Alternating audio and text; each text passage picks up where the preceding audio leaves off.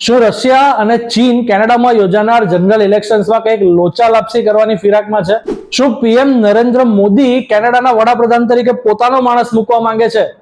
કેનેડામાં general elections એટલે કે સામાન્ય ચૂંટણીઓની જાહેરાત થઈ પછી આ પ્રકારના પ્રશ્નો પૂછવા માંડ્યા છે, જેની પાછળ ખુદ કેનેડાની ગુપ્તચર સંસ્થા CSIS નો રિપોર્ટ જવાબદાર છે.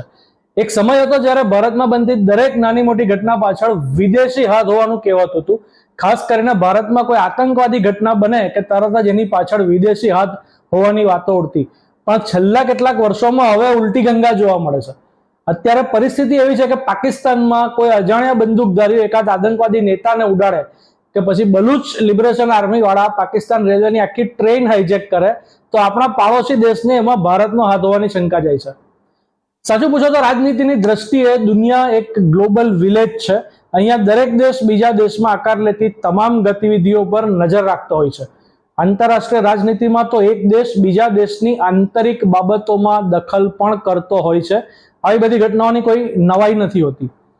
આ વાતાવરણમાં કેનેડાથી આવી રહેલા સમાચારે સૌનું ધ્યાન દોર્યું છે. છેલ્લા થોડા વર્ષો દરમિયાન કેનેડાના ભૂતપૂર્વ પ્રધાનમંત્રી જસ્ટિન ટ્રુડોએ પોતાની ખુરશી બચાવવા માટે કેનેડામાં વસતા ખાલિસ્તાની સપોર્ટર્સનો સહારો લીધેલો, જેના પરિણામે ભારત અને કેનેડા વચ્ચેના સંબંધો વણસતા ગયા. એક સમય એવો આવ્યો કે કેનેડાની કથળેલી આંતરિક પરિસ્થિતિ અને અમેરિકાના દબાણને કારણે ખુદ જસ્ટિન ટ્રુડોએ રાજીનામું આપવું પડ્યું. એ પછી હાલમાં કેનેડામાં કામચલાઉ વડાપ્રધાન તરીકે નિયુક્ત થયેલા માર્ક કાર્નીએ 28 એપ્રિલના રોજ કેનેડામાં ચૂંટણીઓ યોજવાની જાહેરાત કરી છે.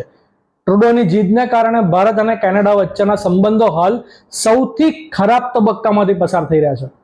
આ સંજોગોમાં કેનેડાની ગુપ્તચર એજન્સીએ સોમવારે એવો દાવો કર્યો હતો કે ભારત અને ચીન કેનેડાની સામાન્ય ચૂંટણીઓમાં દખલ કરવાનો પ્રયાસ કરી શકે છે. કેનેડાના જાસૂસોને ડર છે કે ચીન AI એટલે કે આર્ટિફિશિયલ ઇન્ટેલિજન્સની મદદથી ચૂંટણીના પરિણામોને પ્રભાવિત કરી શકે એમ છે. Canadian security intelligence service CSIS દ્વારા રશિયા અને પાકિસ્તાન સામે પણ આવી જ શંકા જાહેર કરવામાં આવી છે.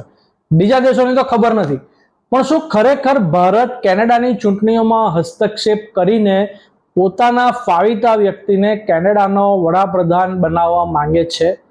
આ વિશે તમારું શું માનવું છે એ અમને નીચે કમેન્ટ કરીને અવશ્ય જણાવો. બાકી દેશ દુનિયાની ખબર અને વિવિધ સોશિયલ મીડિયા પ્લેટફોર્મ્સ થકી જોડાયેલા રહો સીધીખબર.com સાથે. સીધીખબર.com ના ઓથેન્ટિક વિડીયોઝને જોવા માટે આ વિડીયોને લાઇક કરો, શેર કરો અને ચેનલને સબસ્ક્રાઇબ કરો.